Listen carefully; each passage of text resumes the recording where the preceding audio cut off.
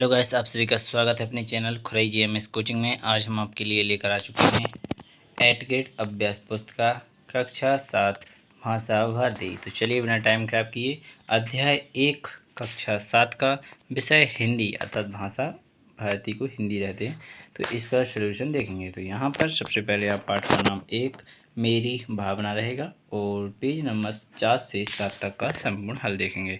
तो ये आया आपका नई किताब 2024-25 की किताब में मेरा पार्ट 1 मेरी भावना। तो यहाँ पर पूरी तैयारी दी गई है। तो पहला क्वेश्चन आपसे यहाँ पर पूछा गया है, इसे देख लीजिएगा। प्रार्थना कविता के आधार पर हृदय में कौन सा भाव होना चाहिए? तो यहाँ पर प्रेम का भाव होना चाहिए, पहला आंसर हो जाता है। क्वेश्चन नंबर दूसरा देखेंगे, कविता में सौंदर्य उत्पन्न करते हैं, तो यहाँ पर अलंकार करते हैं। इसके बाद क्वेश्चन नंबर 3 देखेंगे, दूसरों की उत्पत्ति को देखकर किसका भाव नहीं आना चाहिए? तो यहाँ पर ईर्ष्या का भाव नहीं आना चाहिए। क्वेश्चन नंबर 4 देखेंगे, बुरे रास्ते पर चलने वालों के प्रति कवि के मन में आने वाला भाव है, तो यहाँ पर साम्य भाव इसका राइट आंसर हो जाएगा। इसके बाद 5वां क्वेश्चन देखेंगे, जाना क्रिया का भूतकाल है, तो यहाँ पर जाना तो क्या हो जाएगा? गया, अर्थात इसका आपका क्रिया का भूतकाल हो जाएगा गया। ठीक है, तो यहाँ पर ऑब्जेक्टिव क्वेश्चन आपने 5 कंप्लीट कर लिए हैं। अब देखेंगे नीचे दिए गए शब्दों में से उचित शब्द चुनकर रिक्त स्थानों की पूर्ति की जाता है। रिक्त स्थान की पूर्ति करना है, तो ऊपर आपको यहाँ पर दिए गए हैं, इनको चलिए एक करके देखते हैं किसमें क्या भरना है। पहला क्वेश्चन यानी क्वेश्चन नंबर 6 में आपसे पूछा गया है, किसी के दोषों को देखने के स्थान पर हमें साम्य का भाव रखना चाहिए।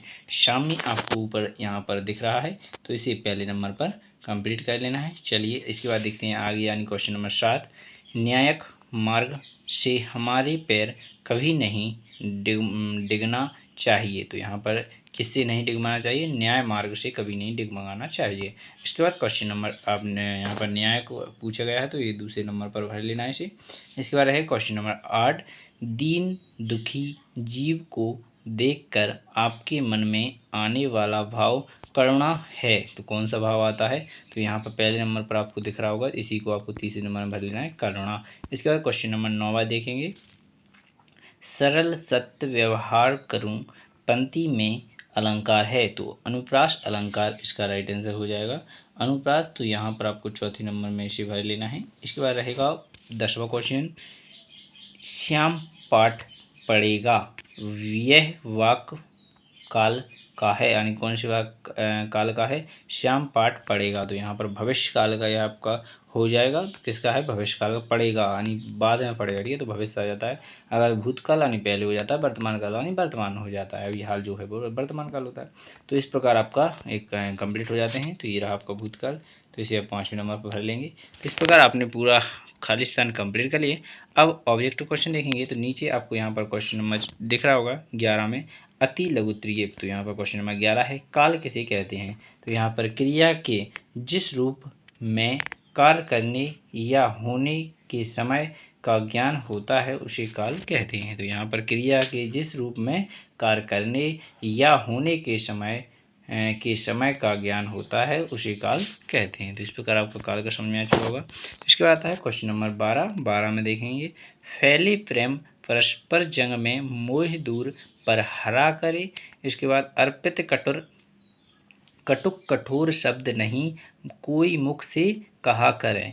उक्त पंक्ति में आए अनुप्रास अलंकार वाले वर्ण छांटकर लिखिए, तो यहाँ पर आपको अनुप्रास वाले वर्ण छांटना है। उक्त पंक्ति में आए अनुप्रास अलंकार वाले वर्ण पा, रा, का, पा है, रा है, का है। इस प्रकार आपके क्वेश्चन आंसर 12 कंप्लीट हो जाता है। इसके बाद देखेंगे क्वेश्चन नंबर 13, मेरी भावना कविता में लक्ष्मी आए या जाए से कवि का क्या आशय है? इस कविता में लक्ष्मी आए या जाए से कवि का आशय धन के आने और जाने से है। इस प्रकार क्वेश्चन आंसर 13 कंप्लीट हो जाता है। अब देखेंगे क्वेश्चन नंबर 14, मेरी भावना कविता में कवि किससे दूर होना चाहता है? तो यहाँ पर कवि धन दौलत मोह लोभ लालच आदि से दूर होना चाहता है। इस प्रकार क्वेश्चन आंसर 14 कंप्लीट हो जाता है। अब देखेंगे लघु उत्तरीय प्रश्न क्वेश्चन नंबर 15, हमें किसी से अप्रिय व कठोर शब्द क्यों नहीं कहना चाहिए? तो इसका रहेगा कड़वा बात संसार में कितने ही झगड़े पैदा कर देती है और उसका प्रभाव बहुत ही कष्टकारक होता है। इस प्रकार क्वेश्चन सर 15 कंप्लीट हो जाता है। 16 देखेंगे। मैणी भाव जगत में मेरा सब जीवों से निष्ठ करें। उक्त पंक्ति का भावार्थ अपने शब्दों में लिखिए। तो यहाँ पर भावार्थ दुनिया के सभी जीव जंतुओं एवं पारदर्शों में मेरा व्यवहार प्रतिदिन मित्रवय हो। इसके बाद क्वेश्चन नंबर 17 मेरी भावना कविता में आए किन किन गुणों को आप अपनाना चाहेंगे? तो यहाँ पर सदा प्रेम, करुण, न्याय, परोपकार और धैर्य जैसे सद्गुणों को अपनाना चाहेंगे। इस प्रकार क्वेश्चन नंबर 17 भी कंप्लीट हो जाता है। अब देखें क्वेश्चन नंबर 18 किसी व्यक्ति के किन किन व्यवहार को देखकर आप अनुमान लगा सकते हैं कि वह उच्च भावों वाला व्यक्ति है? किसी व्यक्ति के अच्छे व्यवहार को देखकर हम अनुमान लगा सकते हैं कि वह उच्च भावों वाला है। इस प्रकार आपका क्वेश्चन नंबर 18 कंप्लीट हो जाता है। अब देखेंगे दीर्घ उत्तरीय क्वेश्चन नंबर 19 न्याय मार्ग पर डटे रहने के लिए हमें किन किन बातों से दूर रहना चाहिए? तो यहाँ पर न्याय मार्ग पर डटे रहने के लिए व्यक्तियों को स्थिर और निष्पक्ष रहना चाहिए। उसे अपनी बात स्पष्ट और तथ्याधारित रखनी चाहिए। विवाद को बढ़ावा नहीं देना चाहिए और कानूनी प्रक्रियाओं का पालन करना चाहिए। इस प्रकार क्वेश्चन नंबर 19 कंप्लीट हो जाता है। अब देखेंगे क्वेश्चन नंबर 20 सत्य और परोपकार की भावना से संबंधित शाला पुस्तकालय में या अन्यत्र पढ़ी हुई कोई एक कहानी अपने शब्दों में लिखिए। तो यहाँ पर हमने एक कहानी पढ़ी है, उसे हम लिख रहे हैं। तो यहाँ पर देख लीजिएगा रानी मधुमक्खी की नज़र एक पीपल के पेड़ पर पड़ी तो रानी मधुमक्खी ने पीपल के पेड़ से कहा, हे पीपल भाई, क्या मैं आपके इस घने पेड़ की एक शाखा पर अपने परिवार का छत्ता बना लूं? पीपल को कोई परेशानी नहीं, यह पीपल को पसंद नहीं था। तो इसके बाद आगे देखेंगे अहंकार के कारण पीपल ने रानी मधुमक्खी से गुस्से में कहा, हटो यहाँ से, जाकर कहीं और अपना छत्ता बनाओ, मुझे परेशान मत करो। पीपल की बात सुनकर पास ही खड़े आम के पेड़ ने कहा, पीपल भाई, बना लेने दो छत्ता, ये तुम्हारी शाखाओं में सुरक्षित रहेगी।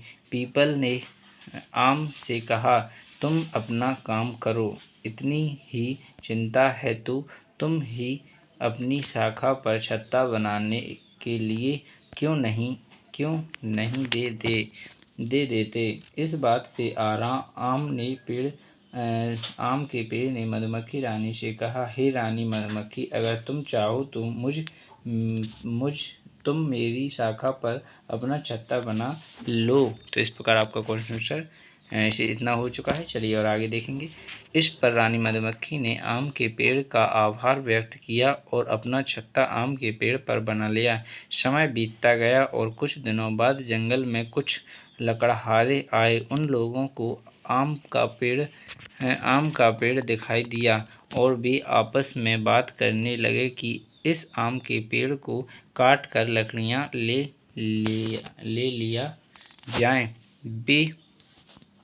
वे लोग अपने औजार लेकर आम के पेड़ को काटने चले। तभी एक व्यक्ति ने ऊपर की ओर देखा तो उसने दूसरे से कहा, नहीं, इसे मत काटो, इस पेड़ पर तो मधुमक्खी का छत्ता है, कहीं ये उड़ गई तो हमारा बचना मुश्किल हो जाएगा। उसी समय एक आदमी ने कहा, क्यों ना हम लोग ये पीपल का पेड़ काट लिया जाए, इसमें हमें ज़्यादा लकड़ियाँ भी मिल जाएंगी और हमें कोई खतरा भी नहीं होगा। वे लोग मिलकर पीपल के पेड़ को काटने लगे। पीपल का पेड़ दर्द के कारण जोर जोर से चिल्लाने लगा, बचाओ बचाओ। इस प्रकार आपका क्वेश्चन आंसर 20वां कंप्लीट हो जाता है। तो इसमें आपको सीख लीजिए, अपने हिसाब से घमंड ना करें। तो इस प्रकार आपका क्वेश्चन आंसर 20 कंप्लीट हो जाता है। तो चलिए, कक्षा 7 का हिंदी यानी भाषा भारती पार्ट 1 कंप्लीट हो जाता है। इसी प्रकार हम आपके लिए और भी जितनी पार्ट होंगे हिंदी के, सभी को एक एक करके 25 पार्ट कंप्लीट कराएंगे। तो बिना टाइम खराब किए अगली वीडियो तक का इंतजार करें। धन्यवाद। जय हिंद, जय भारत, भारत माता की जय।